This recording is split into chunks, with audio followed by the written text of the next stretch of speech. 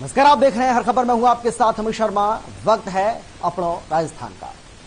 इस वक्त एक बड़ी जानकारी आपको दे दें और बड़ी खबर के साथ ही इस बुलेटिन की शुरुआत कर रहे हैं। टोंक से बड़ी जानकारी आपको दे रहे हैं, जहां गजेंद्र सिंह राठौड़ ने गहलोत सरकार पर निशाना साधा है। प्रदेश में माफियाओं का कब्जा है। इसके साथ ही उन्होंने कहा कि 2023 में कांग्रेस को सत्ता से उखाड़ फेंकेंगे। 2023 में जनता कांग्रेस को सत्ता से उखाड़ फेंकेगी, ये भी उन्होंने कहा है। तो गजेंद्र सिंह राठौड़ ने गहलोत सरकार पर जमकर निशाना साधा है। प्रदेश में है माफियाओं का राज, ये बात उन्होंने कही है। और 2023 में जनता कांग्रेस को उखाड़ फेंकेगी, ये दावा भी उनकी ओर से किया गया है। टोंक से इस वक्त की बड़ी जानकारी लगातार आपको दे रहे हैं। गजेंद्र सिंह राठौड़ ने गहलोत सरकार पर जमकर निशाना साधा और उन्होंने आरोप लगाया है कि प्रदेश में माफियाओं का बोलबाला है, माफियाओं का राज है। 2023 में जनता कांग्रेस को उखाड़ फेंकेगी, इस बात का दावा भी उनकी ओर से किया गया है। तो कांग्रेस पार्टी के ऊपर, कांग्रेस सरकार के ऊपर जमकर निशाना साधा है गजेंद्र सिंह राठौड़ ने। और उन्होंने गहलोत सरकार पर निशाना साधते हुए कहा है कि प्रदेश में माफियाओं का राज चल रहा है।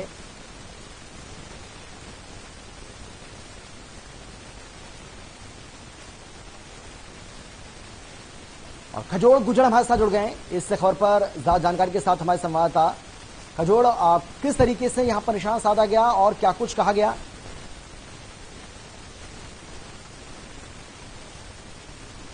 मंत्री गजेंद्र सिंह शेखावत टोडा रायसिंह के दौरे पे थे। इस दौरान उन्होंने गहलोत सरकार पर जमकर निशाना साधा है। इतना ही नहीं, पानी को लेकर, राम तक, विकास को लेकर, चुनाव तक कई मुद्दों पर घेरा। गहलोत सरकार को सिर्फ बयानबाजी करने को, विकास के नाम पर केवल बयानबाजी का आरोप लगाया। वहीं उन्होंने रेत माफिया, शराब माफिया, भू माफिया, राजनेताओं की सह पर चल रहे हैं। वहीं किसानों की कर्जा माफी हो। राजस्थान की सरकार जो जनता है बिल्कुल त्रस्त है। जो ही समय मिलेगा 2023 में कांग्रेस सरकार को उखाड़ फेंकेगी। इसके अलावा भी धारा 144 हो, चाहे ERCP हो, अन्य मुद्दों पर हमला बोला है। वहीं सांसद सुखबीर सिंह जौनपुरिया ने भी इस दौरान जमकर गहलोत सरकार को आड़े हाथे लेते हुए हमला बोला। जी कजोल, लेकिन जिस तरीके से ऐसा लग रहा है कि जैसे जैसे चुनाव नजदीक आ रहा है विधानसभा का राजस्थान में, वैसे वैसे बयानबाजी जो है और बहुत ज्यादा तीखी होती जा रही है बीजेपी कांग्रेस के बीच में। जी बिल्कुल अमित, बताना चाहूंगा कि जो 2023 का रण आता जा रहा है, नजदीक आ रहा है, त्यों ही बीजेपी हो चाहे कांग्रेस हो, अपने लगातार मतलब बयानबाजी के लेकर एक दूसरे पे आरोप बयानबाजी कर रहे हैं। वही दूसरी ओर विकास के नाम पर नहीं, बल्कि जो धर्म को लेकर भी एक दूसरे पे बयानबाजी हो, चाहे धारा 144 हो, चाहे विकास के कई मुद्दे हो, उसको लेकर लगातार बयानबाजी का दौर चल रहा है। चाहे उधर गहलोत सरकार की भी देखे तो गहलोत सरकार भी लगातार गजेंद्र सिंह राठौड़ पर हमला बोल रही है। जी बहुत शुक्रिया आपका इस तमाम जानकारी के लिए, तमाम बातचीत के लिए।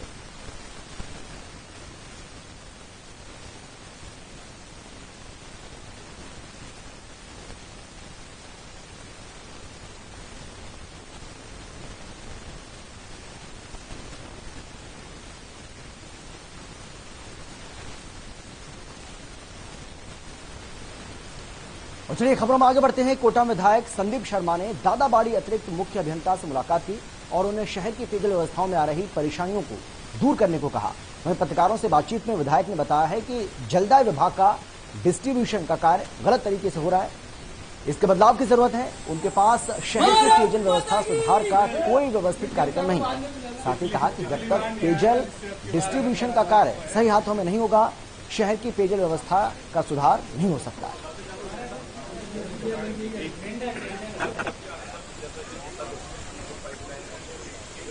जिस रोज डिस्ट्रीब्यूटरी चेंज हो गई तो आपका जो 50% 60% पानी व्यर्थ में, जो अच्छा पानी है, स्वच्छ पानी है, जो अकेलगढ़ और अन्य फिल्टर प्लांटों से फिल्टर होकर आ रहा है, और वो पानी एक तरफ सरकार कहती है हमें बूंद बूंद बचाना है, और पानी जो है बहुत महत्वपूर्ण है, इसका दुरुपयोग नहीं होना चाहिए। और इनकी आंखों के सामने लगभग 60% जो 310 MLD पानी हमारा साफ पानी उत्पादित हो रहा है, उसमें से 60% पानी जमीन में जा रहा है, यानी कि लगभग 180 MLD पानी डेली वो खराब। और चलिए खुद विधायक संदीप शर्मा हमारे साथ जुड़ गए हैं। संदीप जी, ये मसला जो है वो आपने उठाया, ये मामला बेहद गंभीर मसला है, क्योंकि जिस तरीके से हम देख रहे हैं कि गर्मी का प्रकोप लगातार बढ़ता जा रहा है और ऐसे में पानी की किल्लत होना वाकई में लोगों के लिए एक मुसीबत का सबब, और इसी वजह से ऐसा लग रहा है कि इस मामले को आप उठा रहे हैं। जी बिल्कुल, जिस तरीके से कोटा चंबल नदी के किनारे बसा है और चंबल नदी का वरदान कोटा शहर के पास है जी, परंतु जो शुद्ध जल जो कोटा शहर में इंटेक्ट वेल में उत्पादित हो रहा है वो व्यर्थ में कोटा शहर में बह जाता है, क्योंकि यहाँ पर सरकार के द्वारा जो डिस्ट्रीब्यूटरी सिस्टम है उसमें कोई रखरखाव नहीं किया जा रहा, ना कोई सरकार के द्वारा उसके लिए बजट प्रस्तावित किया गया है। डिस्ट्रीब्यूटरी सिस्टम में मेरे विधानसभा में कई बार मैंने इस प्रश्न को लगाया है तो अधिकारियों ने बताया कि लगभग 40 से 50% पानी व्यर्थ में लीकेज में बह जाता है और लगातार इन शिकायतों के चलते कोटा शहर में जहाँ पूरे देश से बच्चे पढ़ने आते हैं और लगभग 2 लाख बच्चे कोटा शहर में पूरे देश से यहाँ कोटा शहर में आकर शिक्षा प्राप्त कर रहे हैं, वो सब पानी की कमी से जूझ रहे हैं। और वही नहीं, कोटा शहर के बाशिंदे भी लगातार उन लोगों की शिकायत रहती है कि कम दबाव से पानी प्राप्त हो रहा है तथा देखिए संदीप जी, अभी आपने मुख्य अभियंता से जो मुलाकात की है, जो बातचीत की है, क्या भरोसा दिया है उन्होंने? जी मेरी कल मंत्री महोदय से भी बात हुई थी जी, और मंत्री महोदय ने आश्वस्त किया था कि इस विषय में जो प्रपोजल विभाग ने भेजाए हैं उसको हम जल्दी पूरा करेंगे।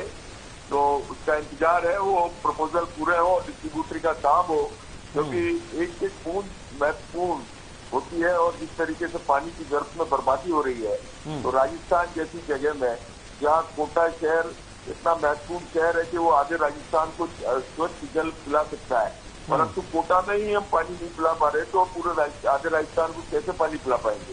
इसलिए डिस्ट्रीब्यूटरी को दुरुस्त किया जाए और इस डिस्ट्रीब्यूटरी को दुरुस्त करने के लिए जो पाइपलाइन के वर्क है उनके लिए जो प्रपोजल सरकार के पास विभाग ने भेज रखे हैं वो तुरंत जो है उनको प्रस्तावों को पारित करना चाहिए तथा तुरंत बजट देना चाहिए, जिससे कोटा शहर वासियों को राहत प्राप्त हो और ना सड़क पर लोग बाग आने को तैयार है और बड़ा आंदोलन कोटा शहर की धरती पर कभी भी पानी को लेकर हो सकता है। जी, बहुत शुक्रिया आपका हमारे साथ जुड़ने के लिए। तो ये थे संदीप शर्मा विधायक, जिनका ये कहना है कि पानी की जो समस्या बनी हुई है उसको दूर करवाने के लिए लगातार वो प्रयास कर रहे हैं। आगे बढ़ते हैं और अब एक बड़ी जानकारी आपको हम दे दें। इस वक्त की एक बड़ी खबर आपको बता रहे हैं और ये जो बड़ी जानकारी आ रही है वो आ रही है थांवला से।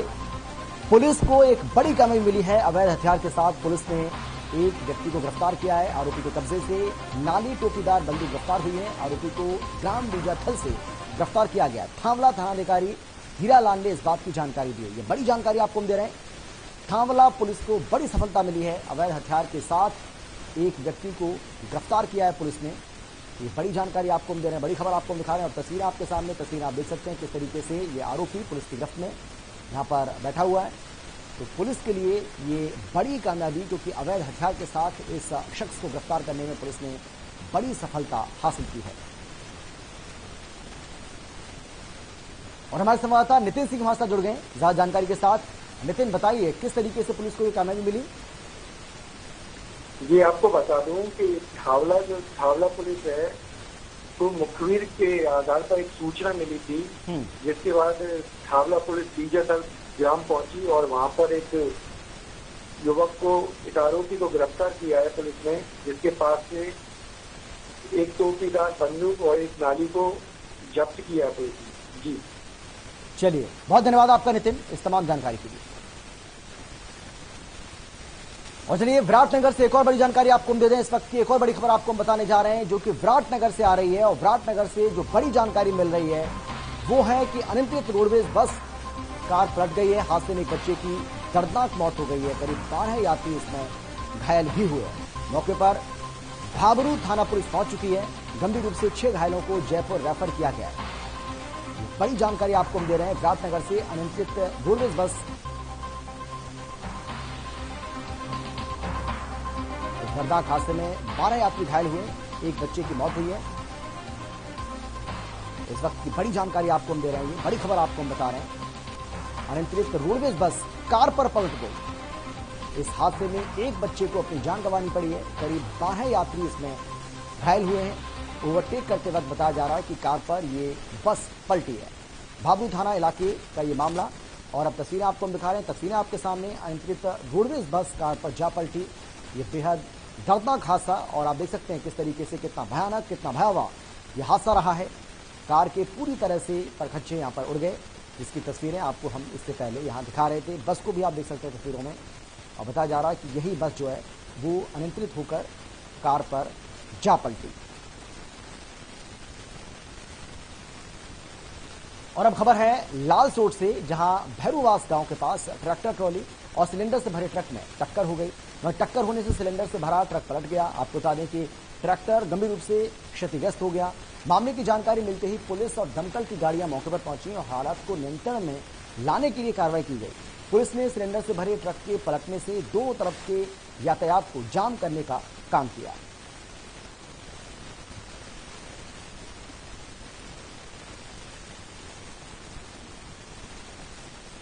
और चलिए ज्यादा जानकारी के साथ हमारे संवाददाता योगराज गौतम हमारे साथ जुड़ गए हैं। योगराज, दीजिए पूरी जानकारी इस मामले से जुड़ी, क्या जानकारी आपको? अमित, मैं ये कहना चाहूंगा कि रात्रि को करीब 10:15 बजे भैरूवास ग्राम के अंदर अजमेर से वजीपुर की तरफ से जो गैस के सिलेंडर से भरा हुआ ट्रक लालसोट की ओर आ रहा था, तो ट्रैक्टर ट्रॉली के बीच हुई टक्कर से सिलेंडर से भरा ट्रक पलट गया। घटना की जानकारी मिलते ही वहां पर मौके पर पुलिस पहुंची है, लेकिन मौके पर पुलिस पहुंचती उससे पहले ही दोनों जो ट्रैक्टर के ड्राइवर था और जो उसका ड्राइवर था ट्रक का, वो दोनों फरार हो चुके थे। लेकिन सबसे बड़ी बात ये रही कि घटना पर कोई अप्रिय घटना नहीं हुई, जिससे मौके पर पुलिस ने पहुंचकर वहां पर तुरंत स्थिति को कंट्रोल कर लिया और दोनों तरफ का ट्रैफिक जाम कर दिया और दूसरे ट्रक को बुलाकर उसके अंदर सिलेंडरों को भराकर रवाना कर दिया। चलिए, बहुत धन्यवाद आपका योगराज इस तमाम जानकारी के लिए। ये थे हमारे संवाददाता योगराज गौतम, जिन्होंने इस पूरे मामले को एक बड़ी जानकारी दी है, किस तरीके से ये पूरी भेंट हुई। आगे बढ़ते हैं और खबर है मेड़ता से, जहां पुलिस ने कार्रवाई करते हुए 3 साल से चल रही स्थायी वारंटी महिला को गिरफ्तार किया। पुलिस मुख्यालय के निर्देश के अनुसार चलाए जा रहे फरार स्थायी वारंटियों की गिरफ्तारी अभियान के दौरान फरार महिला को गिरफ्तार किया गया। आपको बता दें कि महिला एनआईए के प्रकरण में पिछले 3 सालों से फरार चल रही थी, जिसको मेड़ता पुलिस ने अब गिरफ्तार किया है।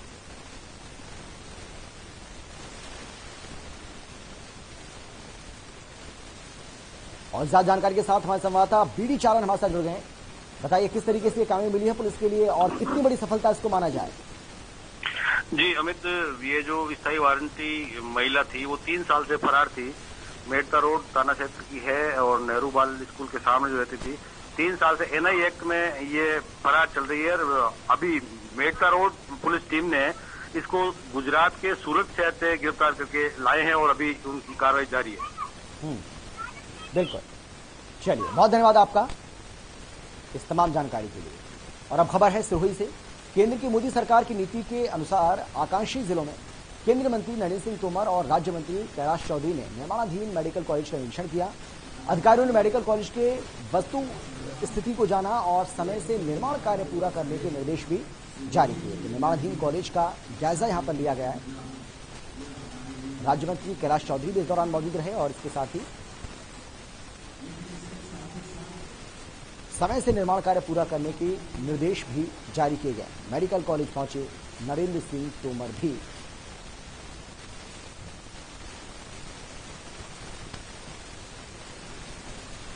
कामा में मथुरा की बीजेपी सांसद फिल्म अभिनेत्री हेमा मालिनी पहुंची, जहां मथुरा सांसद बनने के बाद वो अपनी पहली बार ब्रिज 84 कोसिया परिक्रमा कर रही हैं। जानकारी के मुताबिक सांसद की यात्रा का आज चौथा दिन है। इस दौरान ब्रज क्षेत्र के बद्रीनाथ, केदारनाथ, चरण पहाड़ी, भुजन थाली के मंदिरों में दर्शन करने के बाद हेमा मालिनी तीर्थराज विमल कुंड पहुंची और हरि कृपा आश्रम पहुंचकर स्वामी हरि चैतन्यपुरी महाराज से आशीर्वाद भी लिया। इस मौके पर सांसद हेमा मालिनी ने कहा कि ब्रिज 84 कोस परिक्रमा मार्ग में कमियों और अव्यवस्थाओं को दूर किया जाएगा।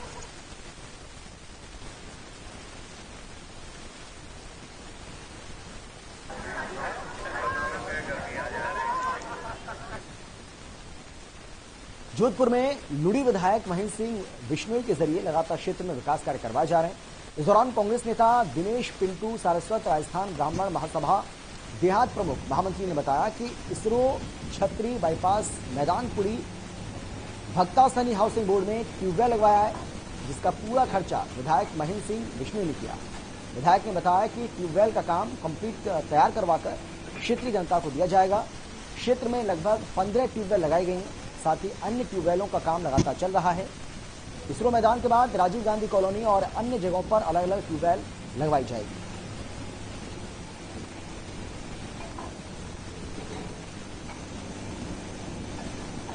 जिससे क्षेत्रीय जनता स्वास्थ्य लाभ ले सके। सुबह वॉकिंग के समय में भी ये ग्राउंड काम आता है। विधायक महोदय ने इसीलिए ये प्रयास किया और ट्यूबवेल करवाई और उसमें पूरी कंप्लीट विधायक महोदय द्वारा ये ट्यूबवेल तैयार करवा के दी जाएगी क्षेत्रीय जनता को। और पंचायत समिति सदस्य मानवेंद्र जी द्वारा रख रखाव इस ग्राउंड का किया जा रहा है, जिसमें पेड़ पौधे हरियाली वॉकिंग ट्रैकिंग वगैरह सब करवा रखी है और इसको अधिक से अधिक विकसित किया जा रहा है। दूदू कस्बे में राजकीय उप जिला अस्पताल के पास निर्मित रोटरी जल मंदिर का मुख्यमंत्री सलाहकार विधायक बाबूलाल नागर ने जल मंदिर का दीप प्रज्वलन कर उद्घाटन किया, जिसमें रोटरी क्लब के अध्यक्ष विवेक पुरोहित ने बताया कि स्वर्गीय पुष्पा पुरोहित की पुण्य स्मृति में विनयकांत पुरोहित और समस्त परिवार के सहयोग से जनता को समर्पित किया गया है। इस मौके पर विधायक नागर ने कहा कि जल ही जीवन, जल सेवा करने से पुण्य मिलता है। रोटरी क्लब देश और प्रदेश में जन सेवा के लिए अपनी अहम भूमिका निभा रहा है और इसीलिए जल सेवा से बढ़कर कोई सेवा नहीं।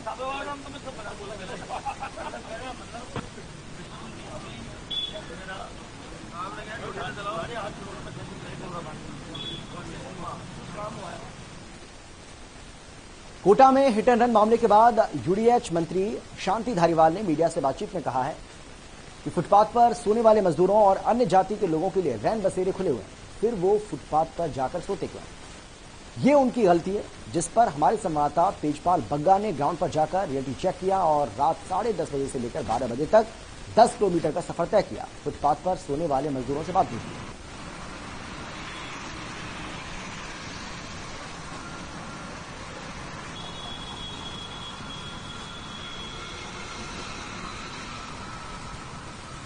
जाति का सवाल आता है। हिमांशु और गोगिया जाति, ये 2-3 जातियां रखी हैं उसको। उनको तो फ्री जो है अलॉटमेंट होगा, लैंड का अलॉटमेंट फ्री होगा मकान बनाने के लिए। अब दूसरे जो लोग हैं, जो मजदूर लोग हैं, वो दूसरी जातियों के लोग हैं, अगर वो फुटपाथ पर रहते हैं तो ये तो गलती उनकी है। रैन बसेरे खुले हुए हैं, सामुदायिक भवन खुले हुए हैं, वहाँ आकर के रहें, आ दिक्कत। लेकिन कई लोग जो है वो इसके बावजूद भी वहाँ नहीं जाकर के जो है फुटपाथ पर रहते हैं, उसका कोई इलाज है नहीं। अब सोते हुए आदमी को पुलिस उठाए और कहे कि साहब सामुदायिक भवन में जाओ या रैन बसेरे में जाओ, ये अच्छा नहीं लगता। ये कई बातें हैं, कई दिक्कतें हैं। ये इसी शहर की नहीं, पूरे हिंदुस्तान की यही हाल है में ये समस्या है। ठीक है।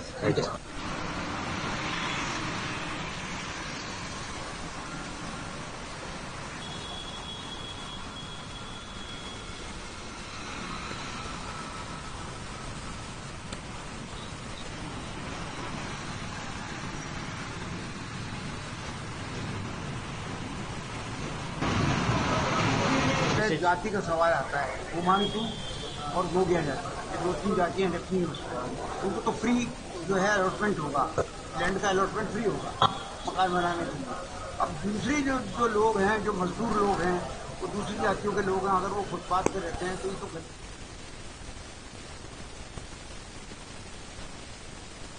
विराटनगर में गर्मी शुरू होते ही क्षेत्र में पानी की समस्या पैदा हो गई है। मामला जिले के बजरंगपुरा गांव का है, जहां एक तरफ तेज गर्मी का सितम लगातार चल रहा है तो वहीं दूसरी तरफ प्यास की तड़प, जिसे लेकर ग्रामीणों ने हाथ में मटका लेकर पंचायत के ताला जड़कर विरोध प्रदर्शन किया। ग्रामीणों की मांग है कि बीते कई दिनों से क्षेत्र में पानी की समस्या बनी हुई है, जिससे आमजन परेशान है। इस दौरान सरपंच रामनिवास मौर्य ने ग्रामीणों को समझाकर ताला खुलवाकर पंचायत के कार्य का शुभारंभ किया।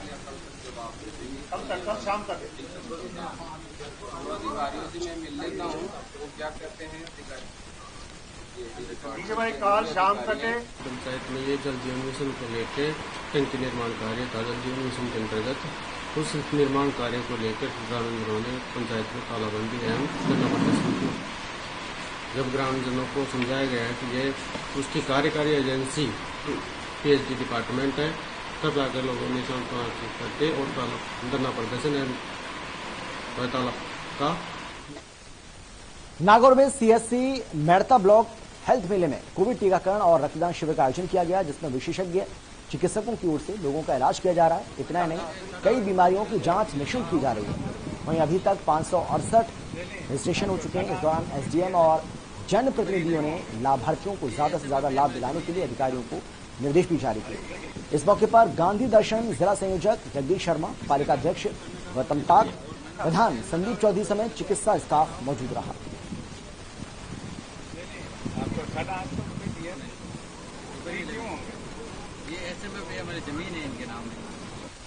ये जो आज स्वास्थ्य मेला लगा है, स्वास्थ्य मेले से लोगों में जागरूकता ही है। इसके तहत कई महिला नसबंदी करवाने के लिए सामुदायिक स्वास्थ्य केंद्र पहुंची है। बहुत अच्छी योजना है जिसका लाभ आमजन को मिलेगा। और अब खबर है कामा से, जहां कामा कस्बे के सामुदायिक स्वास्थ्य केंद्र में बीसीएमओ डॉक्टर केडी शर्मा के निर्देशन में स्वास्थ्य मेला आयोजित हुआ। इस स्वास्थ्य मेले का शुभारंभ पालिका अध्यक्ष गीता खंडेलवाल ने फीता काटकर किया। इस मेले में दिव्यांगों मरीजों की जांच कर दिव्यांग प्रमाण पत्र बनाए गए। साथ ही राज्य सरकार की ओर से जारी चिरंजीवी योजना का भी रजिस्ट्रेशन किया गया है। स्वास्थ्य मेले में रक्तदान शिविर का भी आयोजन किया गया।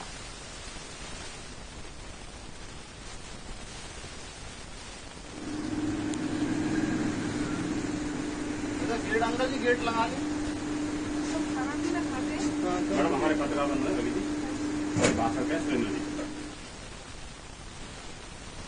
रामगंज मंडी में पेट्रोल पंप के पास एक निजी होटल के संचालक में थाने में वो पहुंचकर हंगामा किया और दुर्व्यवहार करने का मामला भी दर्ज करवाया। होटल कर्मी ने बताया है कि 16 अप्रैल को झालावाड़ से अफरोज नाम के युवक को उसने कमरा दिया था। इतने में रात को उसके दो दोस्त आशु और भाविक चावड़ा आए और शराब पार्टी करने लगे। होटल से खाना मंगवाया, लेकिन जैसे ही चेकआउट करने पर संचालक ने पैसे मांगे तो उन्होंने बदसलूकी करना शुरू कर दिया। पुलिस ने इस मामले में 3 आरोपियों के खिलाफ मुकदमा दर्ज कर लिया है।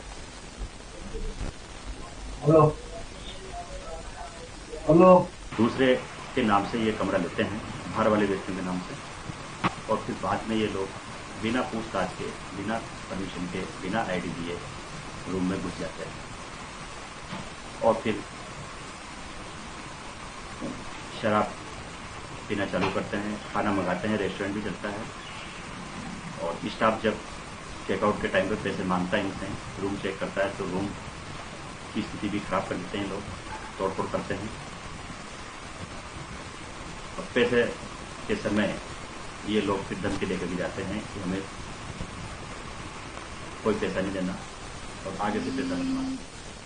और अब खबर है बीकानेर से, जहां जीएसएस में आग लग गई। सूचना मिलते ही विभाग के कर्मचारियों ने फायर ब्रिगेड को बुलाया और आग को बुझाया।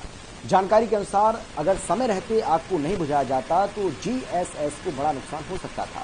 इस संबंध में एक्सीएन विवेक गुप्ता ने बताया है कि जयपुर रोड पर स्थित इस जीएसएस से ही शहर में बिजली दी जाती है। साथ ही उन्होंने बताया कि केबल काफी पुरानी हो चुकी है, जिसके चलते केबल गर्मी का लोड नहीं झेल पाई और आग लग गई। वहीं उन्होंने बताया कि आने वाले दिनों में इसे दुरुस्त किया जाएगा और नई केबल डाली जाएगी।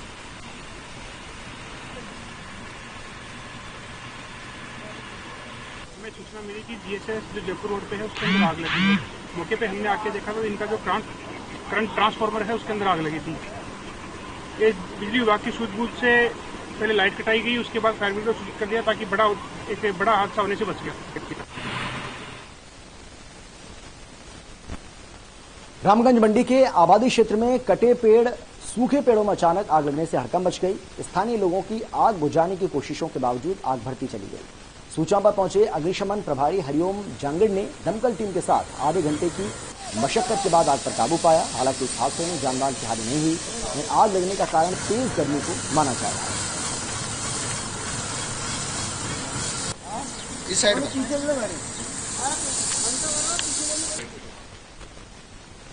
और फिलहाल इतना ही। छोटे से ब्रेक के बाद फौरन लौट रहे हैं। आप देखते रहिए हर खबर।